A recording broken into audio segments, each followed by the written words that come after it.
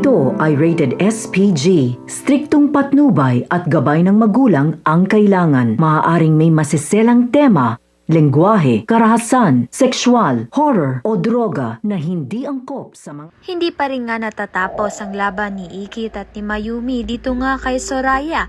At ito ngang si Soraya ay pinupuntirya nga itong si Ikit at siya nga muna ang uunahin ni Soraya na mapaslang. Mabuti na nga lang ay ito ngang si Mayumi ay nakakuha nga ng isang baril at itinututok niya nga ito kay Angela.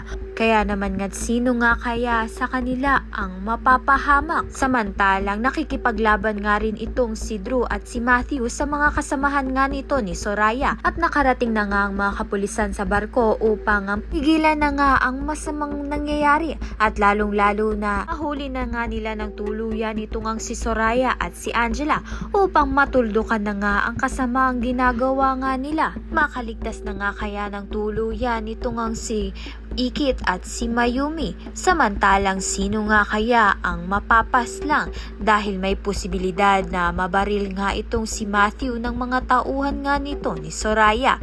Kaya naman nga't yan at iba pa ang dapat nating pakaabangan. Maraming salamat sa iyong panonood.